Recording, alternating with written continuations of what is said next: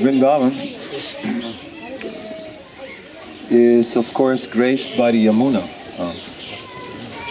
Yamuna Tira, or sometimes Yamuna Puline, on the banks of the Yamuna. Thank you so much. Gotta leave. I'll offer it to Krishna. He likes leaves.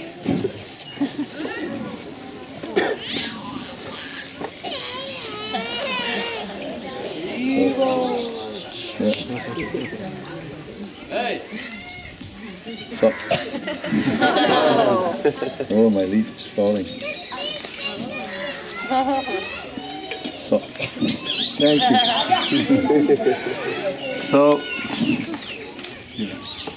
So Krishna,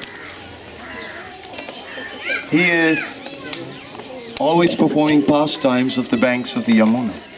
There are many wonderful forests on the bank of the Yamuna, many beautiful gods, some with jewels and some with rubies and beautiful carving. So very nice that Krishna has such beautiful places in Vrindavan.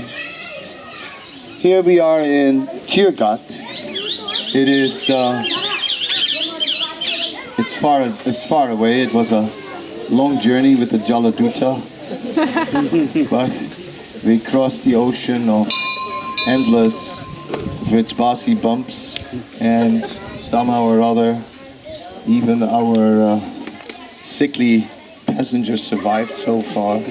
Yeah. Somewhere or other on the bench behind me, there's always someone dying. It's a dangerous place.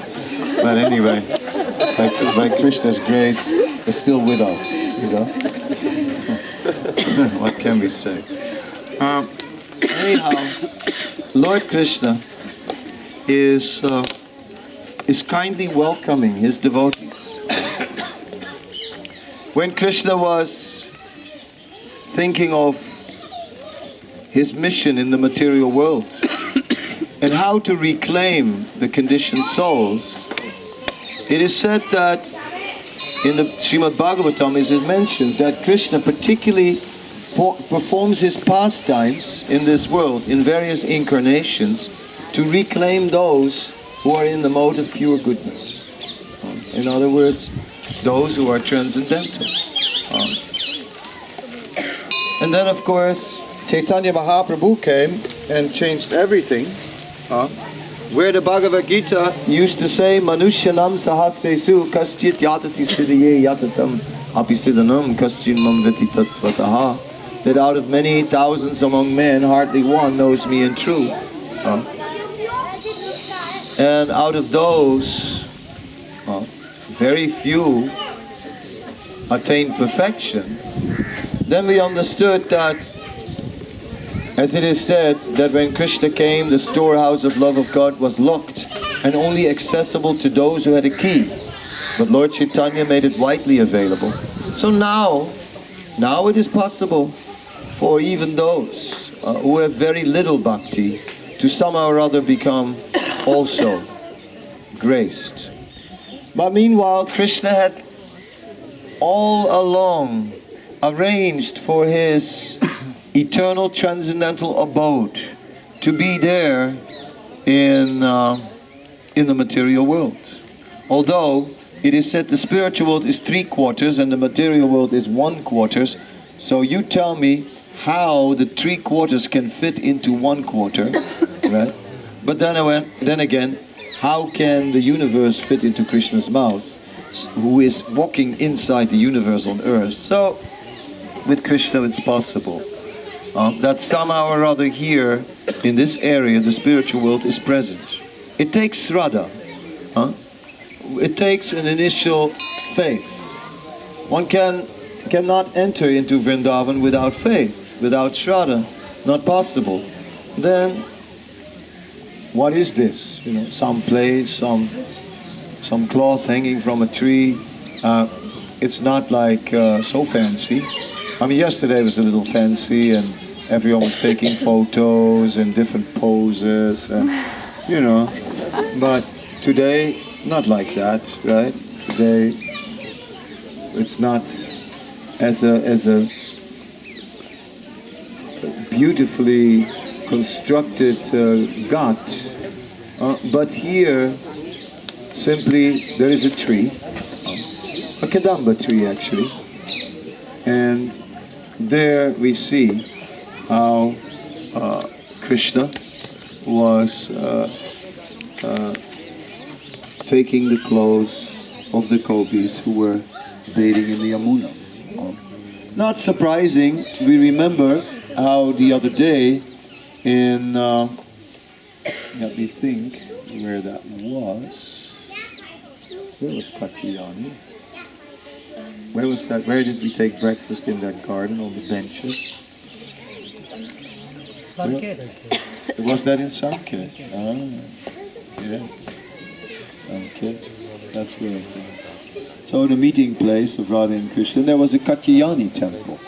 Katyayani is of course Durga.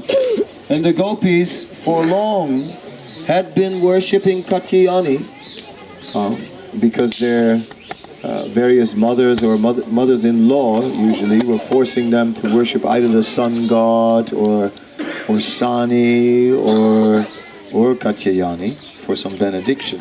But the only benediction they were asking was, please, let Krishna be our husband. Traditionally, in India, it is said that young girls are worshipping Uma Devi to obtain a good husband. So the gopis, they followed this tradition. They wanted a good husband, and only Krishna as a husband.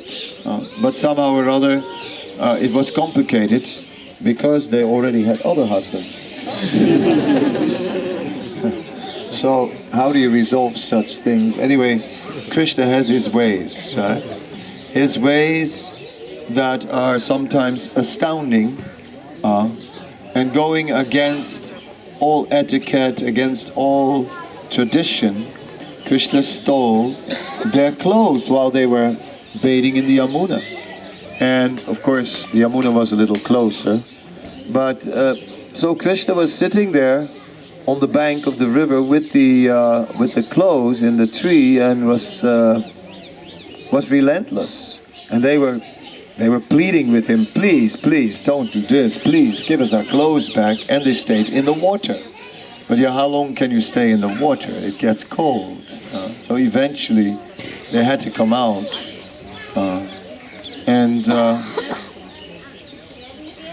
But they were partially covering themselves with their hands. But then Krishna said, oh, you've committed a great offense. And in order to be relieved from this great offense by bathing naked in the Yamuna, you should pray, you should pray to the sun god, right, who is the father of the Yamuna, to bless. And then, because they're innocent girls, they did it. So, according to Vedic literature, one can only be, a lady can only be in an undressed state before her husband, not in front of any other man. So therefore, in this way, Krishna fulfilled the desire of the gopis by accepting them as his wives in that way, and in that way fulfilling their desires, because that is the nature of Krishna. And as we saw when we were in Madhuvan, we saw how Krishna, when he fulfills desires, he fulfills these desires in a way that goes beyond imagination. It is whatever Dhruva obtained was greater than anything he could imagine. So that is Krishna. When we are praying to Krishna and approaching Krishna, we can approach Krishna to fulfill our desires, but we should know that Krishna will fulfill our desires in a way beyond what we could imagine. And that happened to Dhruva Maharaj, and the same thing happened here again. The way Krishna was fulfilling the gopis' desire was not exactly as they had expected it to be. It was a different type of marriage than they thought, than the one they were praying for and performing austerities for. But nonetheless, it was fully accepted. And in that way, the gopis were fully accepted. And so we are here now in the spiritual world, stumbling about, some of us with rumbling bellies and some of us with roaring stomachs ready for lunch, some of us simply relishing, others of us finding it austere, some of us getting tired day in, day out. But I said, why are we only doing this for such a short time? What if we would just do this all the time? Do it for a year. Huh? Just keep on going. There's plenty of places, there's no need to stop. We haven't even covered like the tip of the iceberg. So much more. So many more places to visit, to discover. And why not? Sometimes we can leave the bus home and we can walk also. Huh? Or whatever. Get a palanquin for those who find walking difficult. Or a bullock cart. Bullock cart? Yeah. Good. Yeah. Thank you. So in this way, we can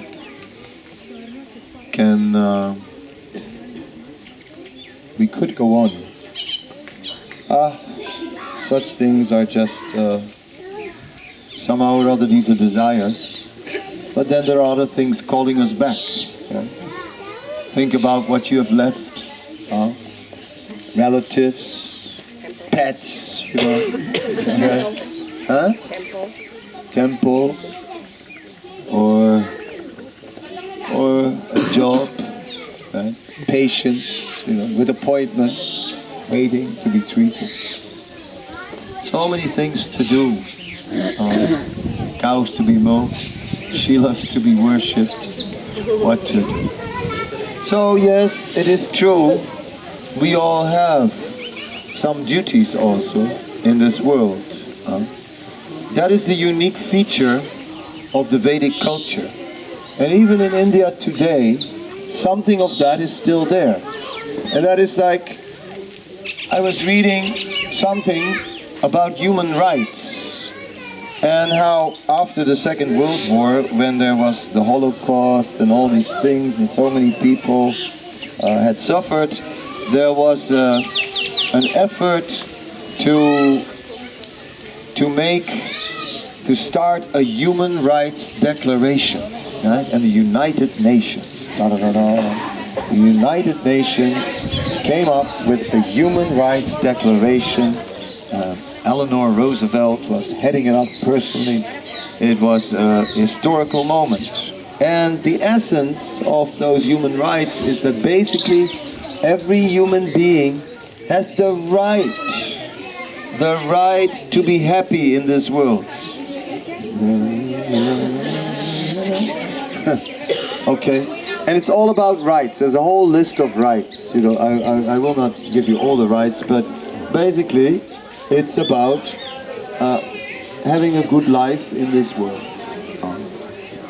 And then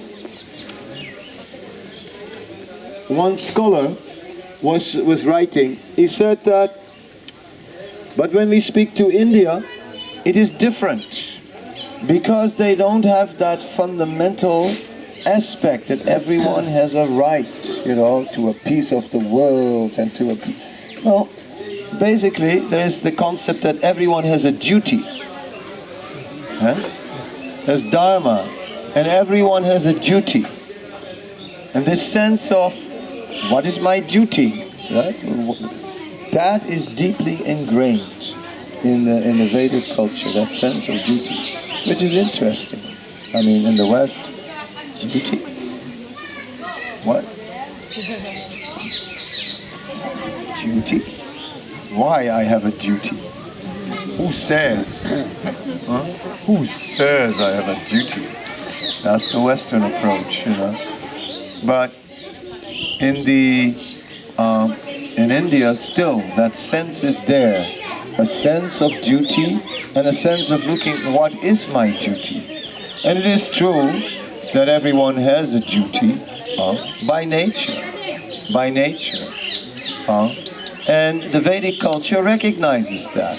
It recognizes that everyone has a duty to the devatas, because they supply us with water, they supply us with light, they supply us with food. The moon makes sure the veggies grow. No moon, no veggies.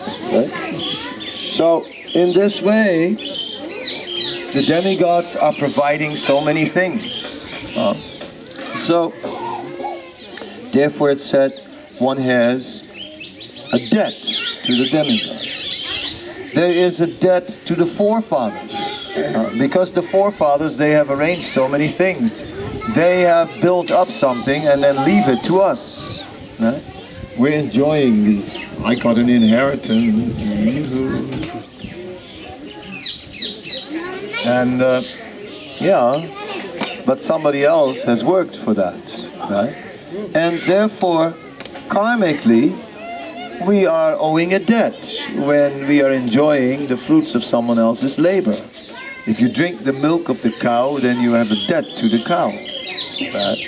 In this way, Vedic culture says that we are full of debts, and life is therefore arranged in a way that we repay our debts. Of course, for devotees, it is a little different, because in the 11th canto of Bhagavatam it says, Devarsi bhutaptaninam pitrinam nakim karu nayambri visarajan sarvatmanam yasaranam saranyam gato mukundam paritya kartam. I did it.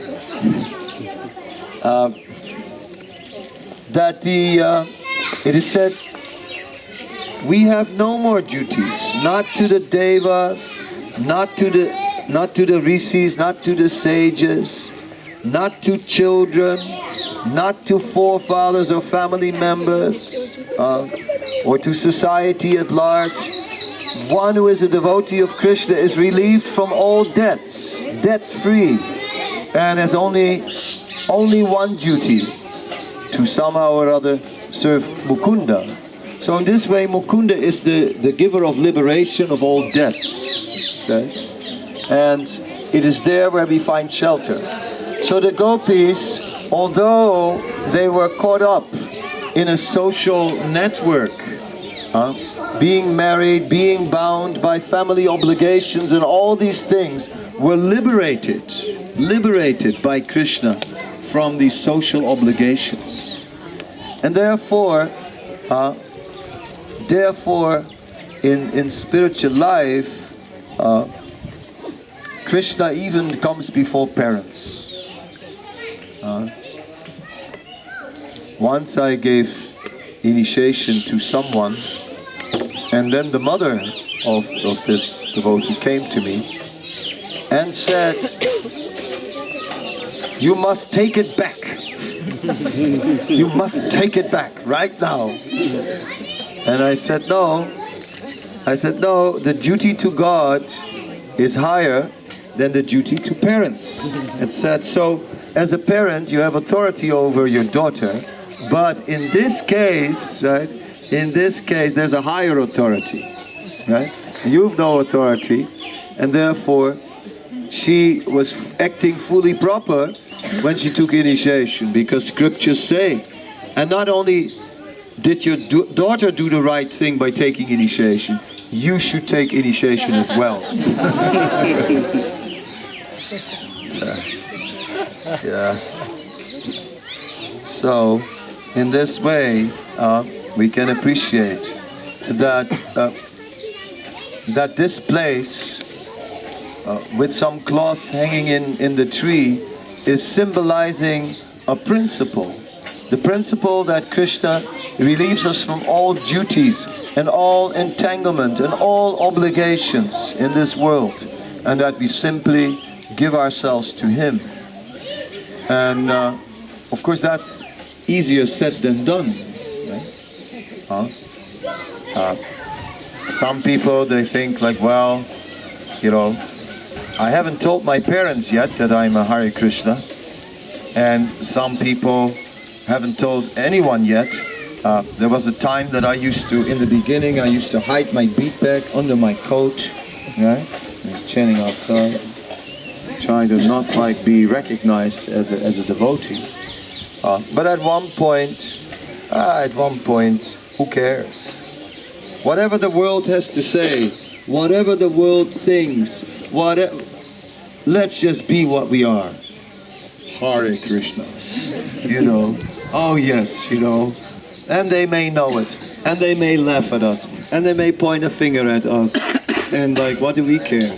Huh? We don't care at all, because what we have is the best. It is the best.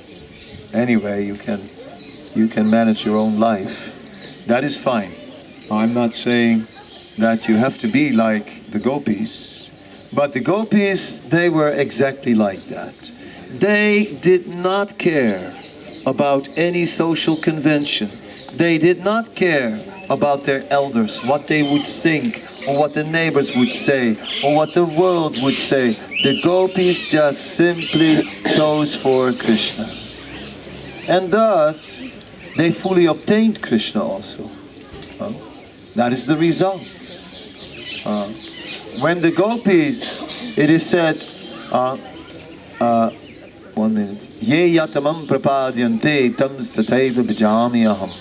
That as you surrender unto me, I reward you accordingly. Isn't it? That's Bhagavad Gita.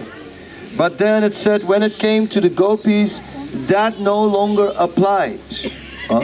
Because Krishna said, this promise from the Gita, that I will reward you accordingly, but I don't know how to reward you. Because you have given everything and I have nothing in my possession to reward you. Therefore, let the glory of your own deeds be your reward. So, the deeds of the gopis in itself are glorious, are fulfilling.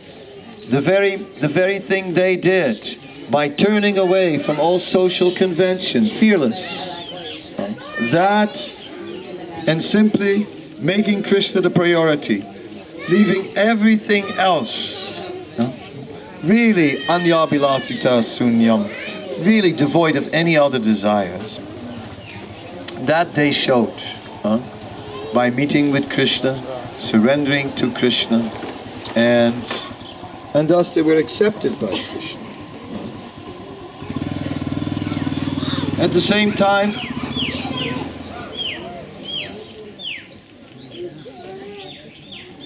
society was very strong, and they were girls, right? So the girls in traditional India had no independence, right? No question. So when they returned home from the forest, of course, it all continued again, right? And again, the elders were trying to control them, and again, trying to hold them back from meeting with Krishna. And of course, that ingredient in the pastimes of Krishna increases the desire to be with Krishna. But again and time again, they were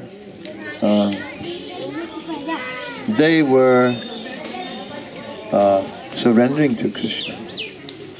So that is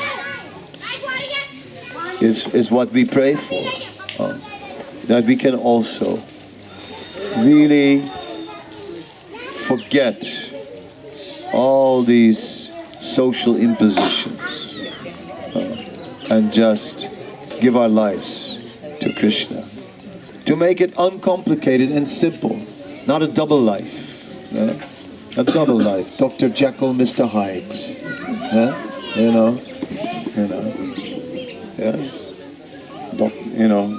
Dr. Jekyll at work, and then Mr. Hyde comes out.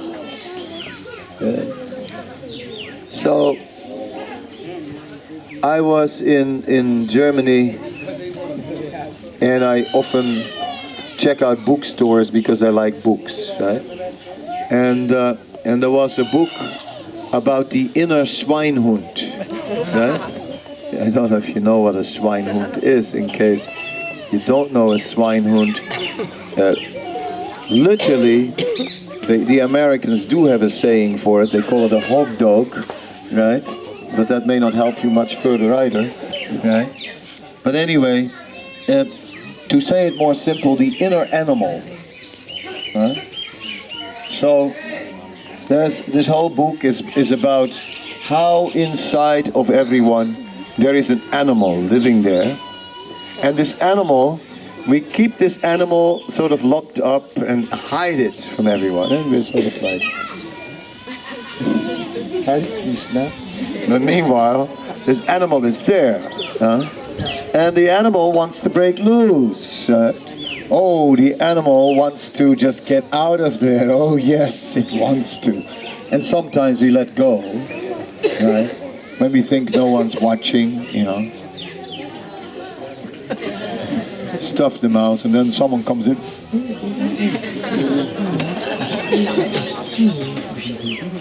Casually.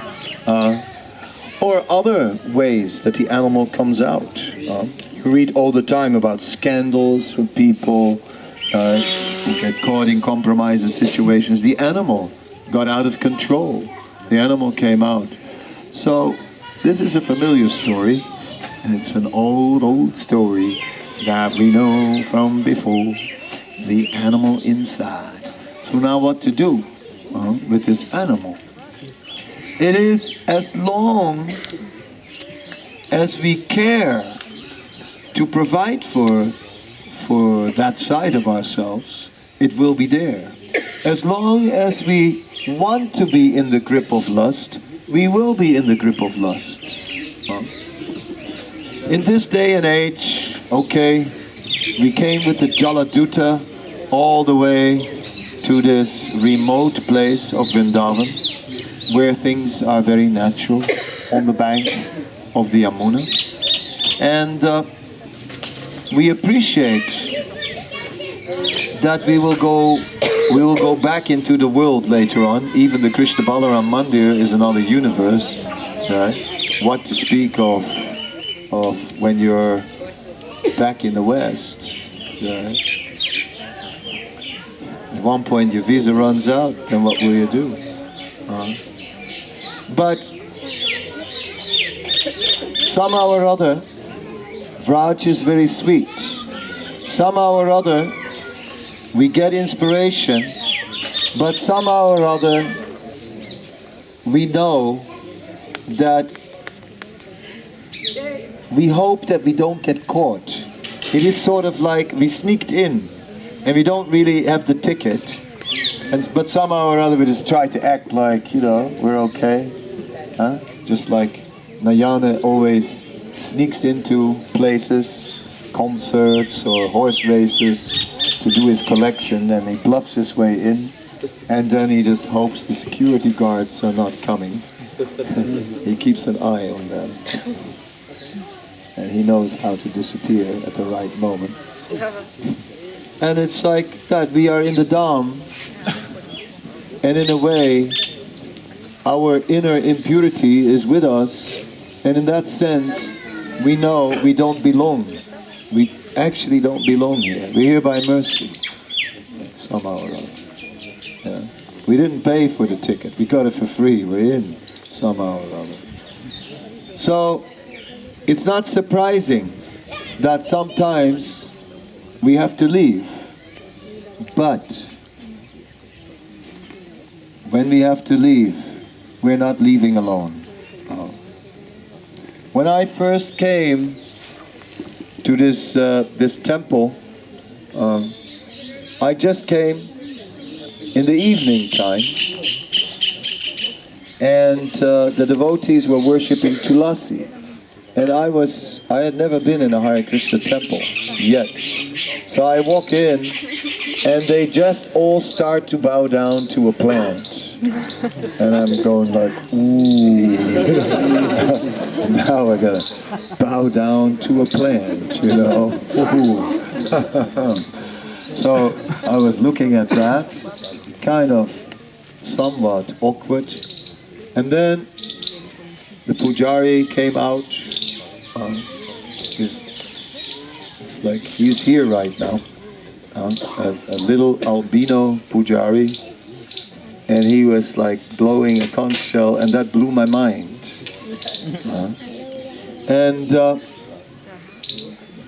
So somehow or other, I was in Vrindavan, and I could sense that Vrindavan was the spiritual world, although I didn't quite understand everything or appreciate everything. So, by staying in the Dham, one can surely become purified. One can surely learn more and more about Krishna and become more and more qualified. So, when I saw the deities for the first time, then somehow or other, my hairs just stood up, stood on end. It was overwhelming. And then, it wasn't so crowded in those days as it's now. The temple was sort of on the outside of Vrindavan, in a remote corner, and there was open space between us. There were neighbors, so we had our temple, then the ashram next door, and then a huge open area before, you came to the bend where it continued. So we were actually outside of Vrindavan, right? And there was nothing. Chaitanya Bihar didn't exist, thank God, because it looks like Delhi. Yeah?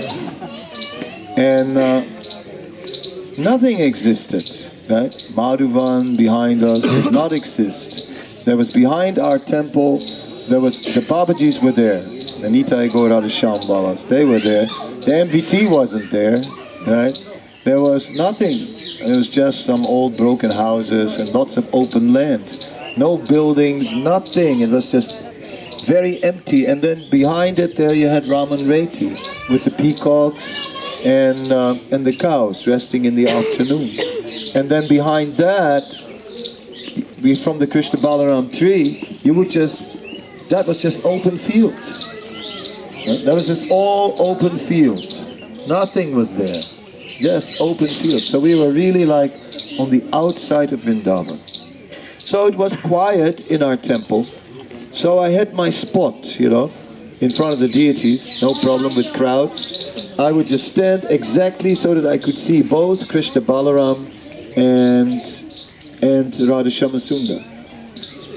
And that was my spot, and I was just always there, and so get a double darshan, But then, over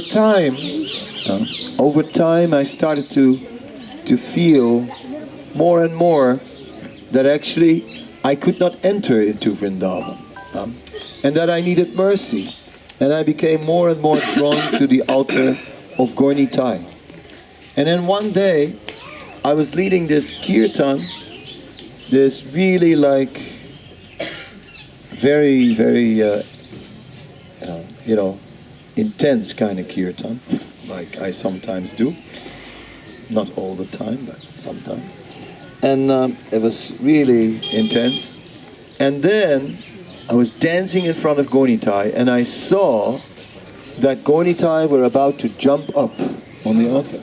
I saw Nityananda was flexing his muscles, and I saw it. And 3 days later, I was out of Vrindavan. Into the world, right? After some time, into the world on the mission of Gornitai. So when we leave Vrindavan, then forget all this Radhe Radhe. Here you can be Radhe Radhe with the Vrajbasis, no problem. Here we can be Radha Kunda, Shama Kunda. Here we can be, like Chir Ghat, Gopis. But as soon as we leave with Gornitai. We leave with Gornitai. And we go and give the mercy to everyone. And then Vrindavan is behind Gornitai. Internal, in their hearts, in their meditation. So that we share also.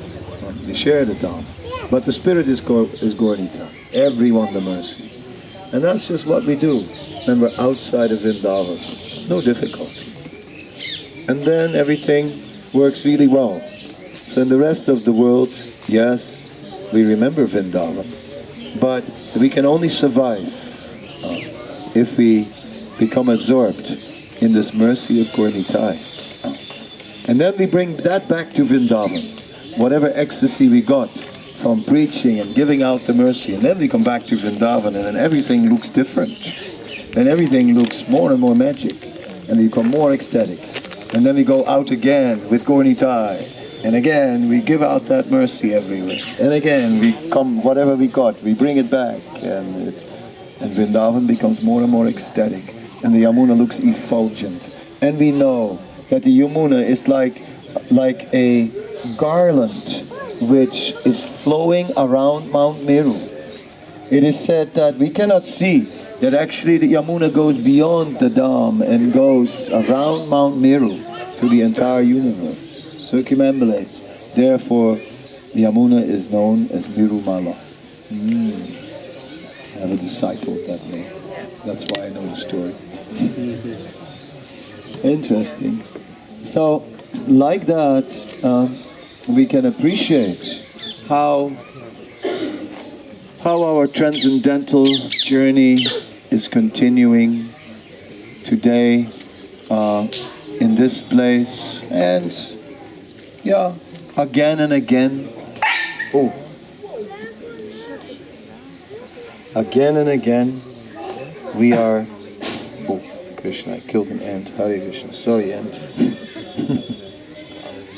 Anyway, at least died in Vrindavan. What to do? She chanted the full Maha Mantra, now it gets the full benefit. I think it already got it before. It's okay. All that ritual.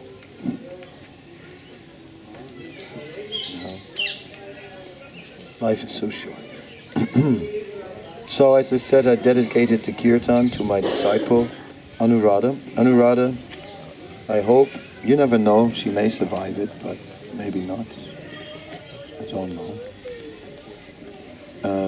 She is originally from South India, and she had some issues, some immune system issues that caused problems, and so it's in a way not surprising that this situation came up. And a liver failure, and then yesterday a liver transplant, and then today the doctors think it's not going to work. We'll see. If that doesn't work, anyway, one day our livers and all these things will not work anymore. But on that day, I pray that we may get entrance into Vrindavan.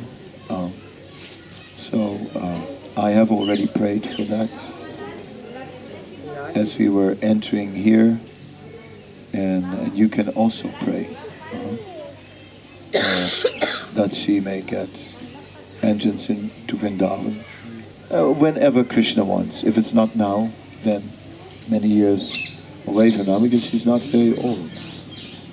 But what can you do?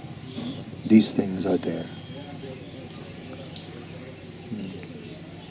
So, meanwhile, even in the middle of death, life goes on, right? That is the situation. Life goes on. There's no question of ever dying. Therefore, it's not such a drama. Therefore, it's also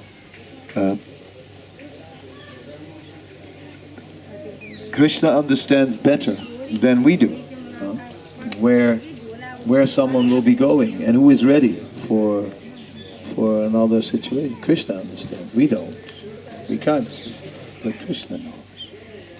So, anyone who has done service in this movement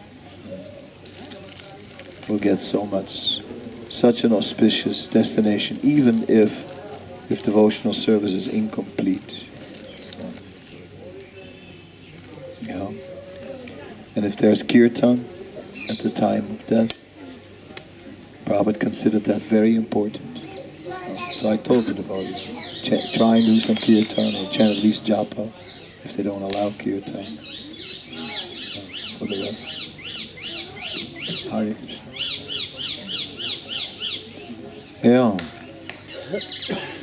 But as I say, life goes on, so we can also just go on with life and don't need to get like all gloomy and serious. We can appreciate where we are in Vrindavan Dham. A long way away from Vrindavan now, over that bumpy road. So, where's my water? I thought I'd sing one last little kirtan, and then those who want to go to the Yamuna, into the Yamuna, like Ananta wanted to swim. Yeah, it's just there. You have to go to the Yamuna, Baba. Ah, it's not here. No, it's there. Look. This is just a little nala. So this one you walk across. So get ready. Get your swimming pants, your snorkel, your diving suit. If you don't, Ananda is a diver, full-on diver. He would go in Sweden, into the Blue Lagoon, which is some part of the. He goes in and with full diving gear and everything, bottles and the works. His dream is to go in one of those cages in Cape Town and see the sharks. He wants to really do it. He's talking about, isn't it, Ananda? Yeah. South Africa or Australia. Oh, yeah.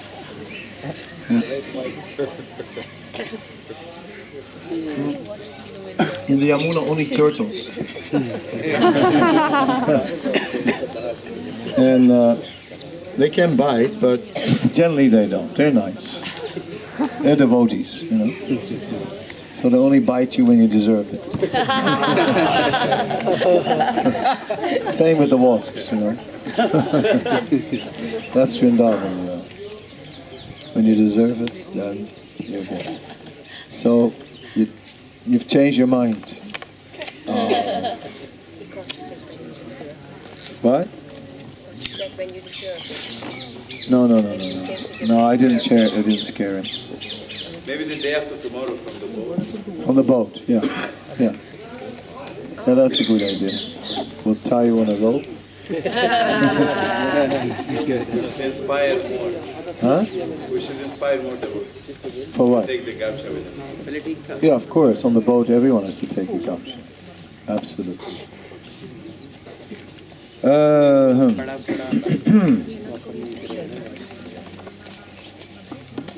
Yeah, then we have.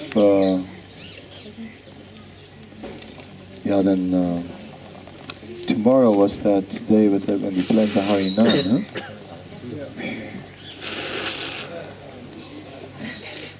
huh? Whose idea was that? Totally crazy idea. Huh?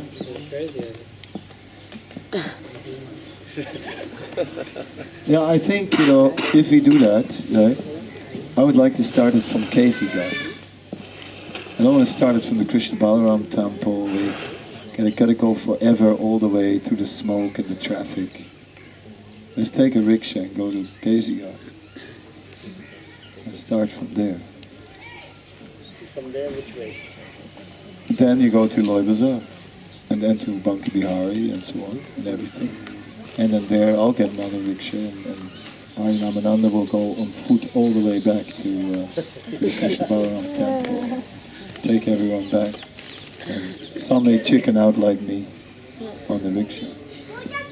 Others do the bazaar. So that it doesn't become bizarre.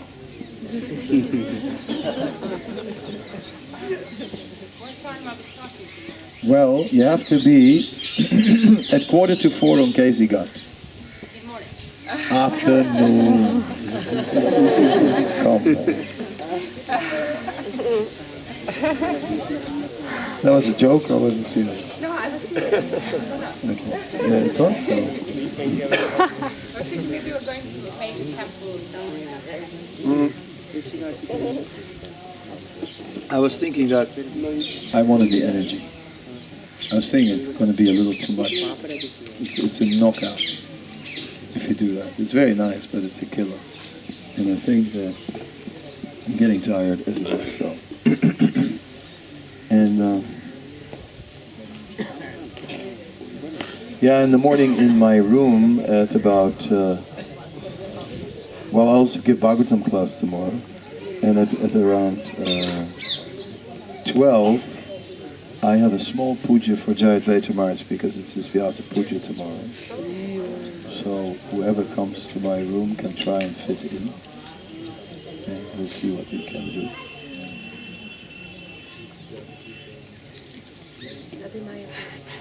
He's in Dover.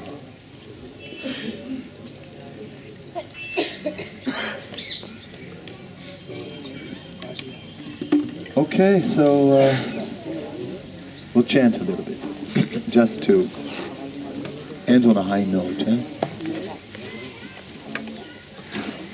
So you've given something to the Babaji here? Did you put something donation there? You have to all give something. I give in every place, but then I look back and then I see that not so many people are giving. You should give something.